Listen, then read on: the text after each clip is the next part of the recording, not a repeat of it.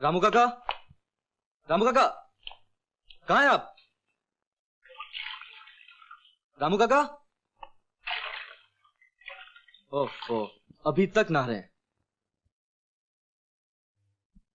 रामू काका,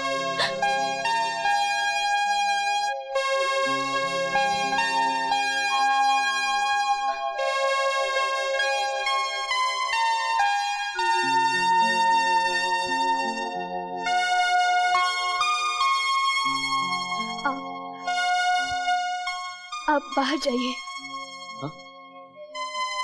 सॉरी।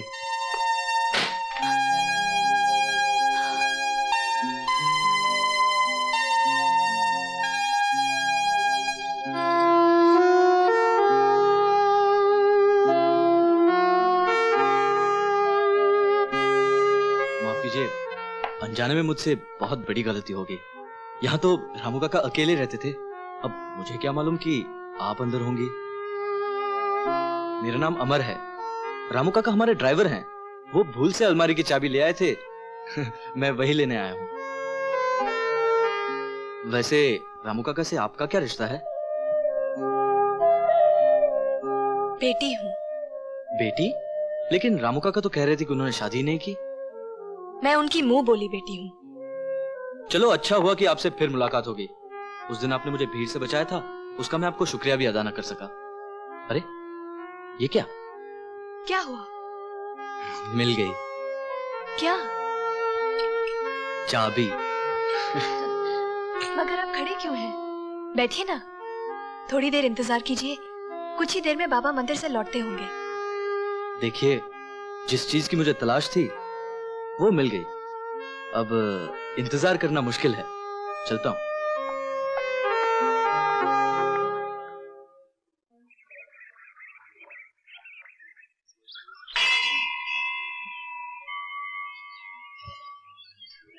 अरे अमर बाबू, ये आप क्या कर रहे हैं? रामू काका, मैं अभी आपकी बेटी से मिलकर आ रहा हूं। अगर आप मुझे उसके काबिल समझते हैं तो मुझे आशीर्वाद दीजिए। अमर बाबू, हाँ करने से पहले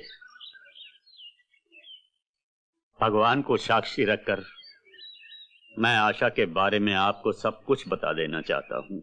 बिटिया दुल्हन बनी पनीर मेरी। अरे आशा बेटी, आज तो कमाल हो गया, आसमान धरती पर उतर आया। वो हमारे सेठ है ना, उनका बेटा अमर, उसने मंदिर में मेरे पांव छूकर मुझसे तेरा हाथ मांगा। मैंने एकदम हाँ नहीं की, पहले मैंने उसे तेरे बारे में सब कुछ बता दिया।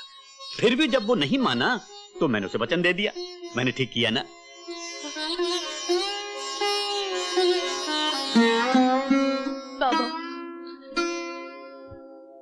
बाबा, मैं शादी नहीं करूंगी। क्या क्या कहा?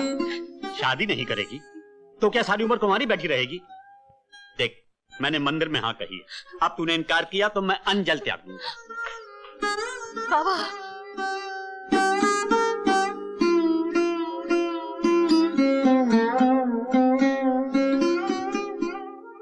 बाबा चलिए खाना खा लीजिए। जीती रहो बाबा। बेटी, अमर बहुत अच्छा लड़का है, बहुत अच्छा। चल।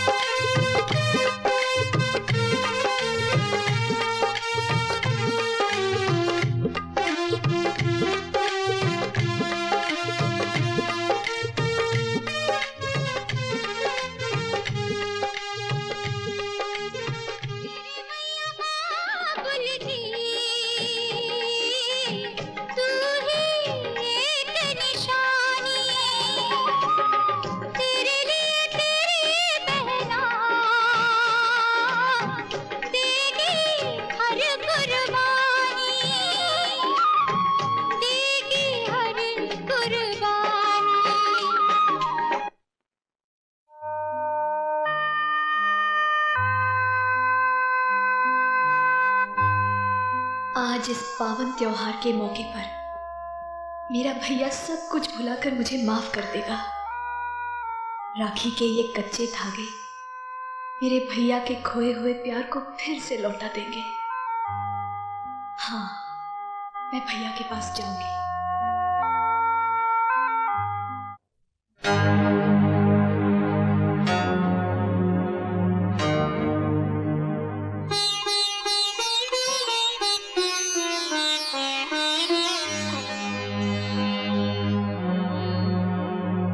बहन भाई के पवित्र रिश्ते की मौत तुम्हारे हाथों से हुई, लेकिन उसकी चिता मैं जला रहा हूं। मैं अपने हाथों से उन यादों को राख कर दूंगा जिनका ताल्लुक तुमसे है। अगर मेरी आंखें तुम्हें देखना चाहेंगी तो मैं इन आंखों को फोड़ दूंगा। अगर मेरा दिल तुमसे मिलने के लिए तड़प उठे तो मैं इस दिल को अपने जिस्म से अलग निकाल कर फेंक दूंगा। मैं मर जाऊंगा दीदी, लेकिन तुम्हारी सूरत कभी नहीं देखूंगा, कभी नहीं देखूंगा, कभी नहीं देखूंगा, कभी नहीं देखूंगा, कभी नहीं देखूंगा।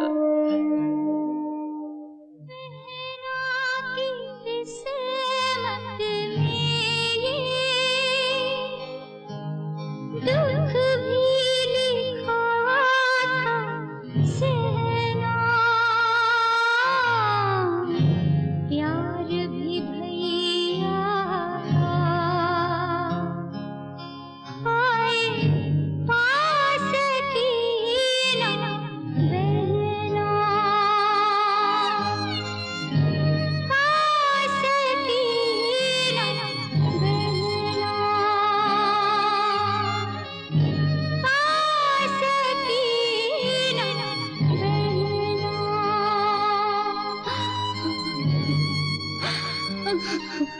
लो भाई, अब तो नाचने गाने वाली भी मोहल्ले में आने लग गई है। अब तो मुजरा होगा, शरीफ लोगों का मोहल्ले में रहना मुश्किल हो जाएगा। अरे इस बेशरम को क्या फर्क पड़ने वाला? हमारी बहू बेटियों पे जो असर पड़ेगा उसका क्या होगा? आज ये आई है, कल इसके ग्राहक आने लगेंगे, अच्छा खासा मोहल्ला बाजार बन जाएगा। बिल्कुल सही कह रहे हैं। बिल्कुल ठीक है। देखते क्या हो, उसके भाई को उठाकर बाहर फेंको, न वो यहाँ रहेगा न वो वेश्या यहाँ आएगी। ए छोकरे, तुझे शरीफ समझकर इस मोहल्ले में रहने दिया। अगर यहाँ रहना चाहता है तो अपनी बहन से कह दे वो यहाँ ना आया करे, वरना उठाकर बाहर फेंक देंगे। तो इस बेगैरत को क्या फर्क पड़ेगा? जाएगा अपनी बहन के पास, वो करेगी मुजरा, ये बजाएगा तबला। बिल्कुल ठीक कहा।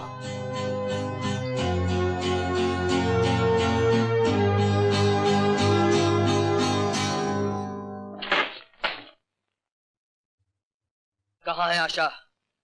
कहाँ है आशा? बुलाओ उसे। जब मैं उससे रिश्ता तोड़ चुका हूँ तो वो मेरे घर क्यों आई? आज मैं अपने हाथों से उसका गला दबा दूंगा। वो यहाँ से चली गई है। तुम झूठ बोलती हो। अब मैं किसी औरत की बात का यकीन नहीं कर सकता। बड़ी नफरत है तुम्हें औरतों से? क्योंकि औरत का दूसरा नाम झूठ है, फरेब है, मक्कारी है और समाज के नाम पर एक कलंक है। वाह बरसुदार वाह, ममता भरी लोरी से मर्द को बचपन से जवान करने वाली औरत फरेबी हो गई, और औरत की कोख से जन्म लेकर उसकी गोद में पलकर उसकी इज्जत का सौदा करने वाला मर्द देवता हो गया।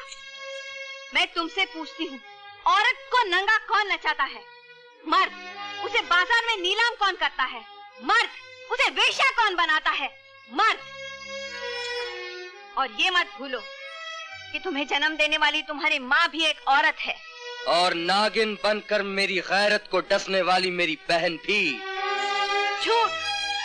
तुम्हारी गैरत को डसने वाला भी एक मर्द है। क्या?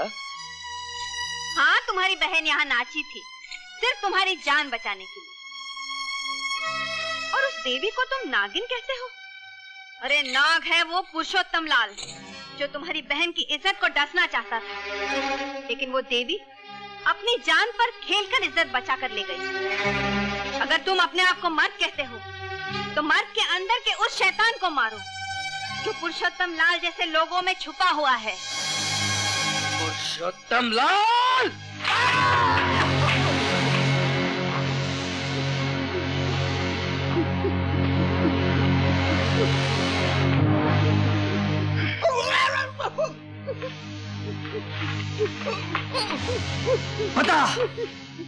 बता इन सबको सच्चाई क्या है, बता।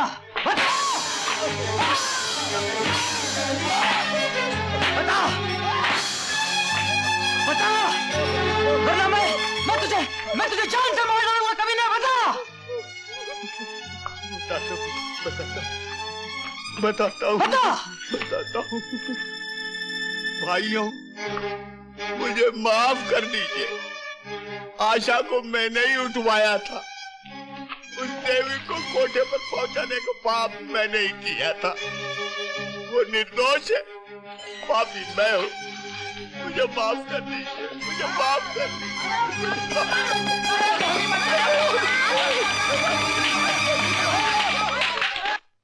धनु, मेरे यार इतना सब कुछ हो गया और तूने मुझे कुछ बताया तक नहीं। कसूर सारा मेरा है भाई साहब। मैं अपने कमीने भाई की बातों में आ गई।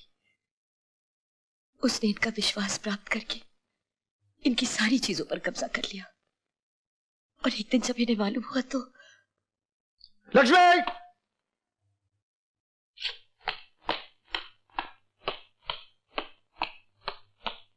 लक्ष्मी! जी? तिजोरी की चाबी दो। क्या बात है?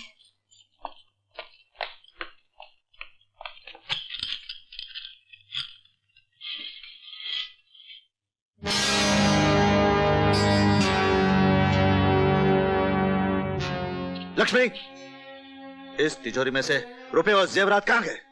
मैं क्या जानूं? रघु कहाँ है? अपने कमरे में होगा।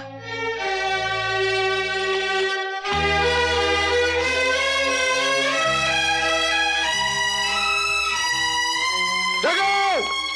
जय रघुनंदन। चिल्ला क्यों रहे जीजा जी?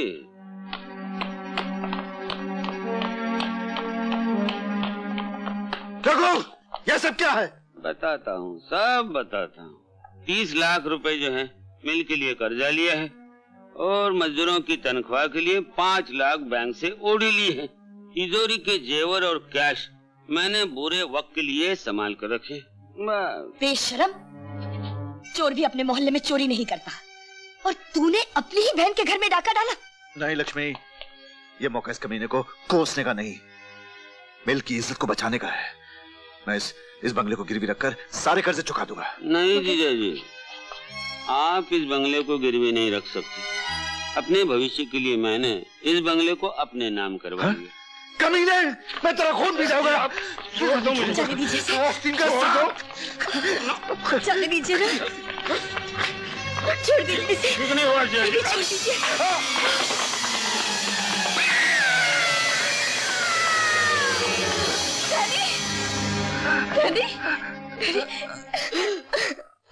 उसके बाद इनकी आंखों की रोशनी हमेशा के लिए चली गई, और हमें मजबूर होकर शहर छोड़ना पड़ा।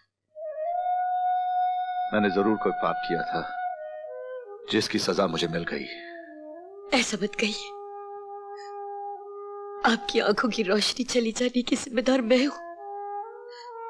पाप मैंने किया, और सजा आपको भुगतनी पड़ी। पाप? हाँ, मैंने अपने भाई की बातों में आकर अपने हरे भरे संसार में आग लगा दी। हाँ? ये तुम क्या कह रही हो लक्ष्मी? मैं सच कह रही हूँ। उसी ने रामू काका पर चोरी का झूठा इल्जाम लगाकर उन्हें जेल भिजवाया। क्या? और फिर मुझे अंधेरे में रखकर बच्चों को मरवाने की कोशिश की, और बेचारी मीनू मुन्ने को लेकर भाग गई। ये तुम क्या कह रही हो? मेरी मीनू जिंदा है, और मेरा बेटा भी? हाँ? लक्ष्मी, लक्ष्मी! लक्ष्मी नहीं, कुलक्ष्मी हूँ मैं, नीच हूँ मैं। आप मेरे पति हैं, मुझे मेरे किए की सजा दे दीजिए, गला घोट दीजिए, मेरा मार डालिए मुझे। जिन बेटे बेटी को मैं मरा हुआ समझता था, वो आज जिंदा है। अरे ये तेरा शिबू भी अभी जिंदा है। मेरा धन, मेरी दौलत, मेरा सब कुछ तुझ पे कुर्बान है। सबसे पहले मैं तेरी आंखों का इलाज कराऊंगा मेरे दोस्त। बहुत दुनिया देख ली, अब तो एक ही उम्मीद लेकर आया हूं कि अपनी बेटी चंदा के हाथ पीले कर दूं। अरे कैसी बात करता है? तेरी बेटी उसी दिन मेरे घर की बहू बन गई थी, जिस दिन उसने मेरे पैर छुए थे। आप इंसान नहीं, देवता है भाई साहब। शिव प्रसाद, मैं क्या शिव प्रसाद कहता है? शिबू बनना। शिबू। ये लो, अमर भी आ गया। आ बेटे, आ बेटे। ये मेरे दोस्त धनराज हैं। इन्हीं के बेटे से मैंने तुम्हारी शादी की बात पक्की की है। मेरी तरफ क्या देख रहा है? पैर छू उनके। ये आपके दोस्त हैं, मेरे पिता समान हैं। इनके पांव छूना मेरा धर्म है। लेकिन जहां तक शादी का सवाल है, मैं ये शादी नहीं करूंगा। लेकिन मैं इन्हें वचन दे चुका हूं। मैं भी किसी को वचन दे चुका हूं डैडी।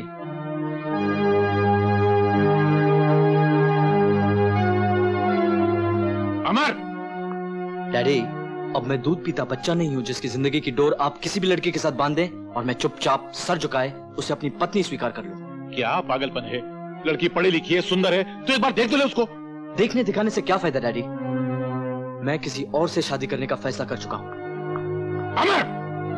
अमर, इस खानदान का रिवाज है कि बुजुर्गों के होते हुए बच्चे अपनी जिंदगी के फैसले नहीं किया करते।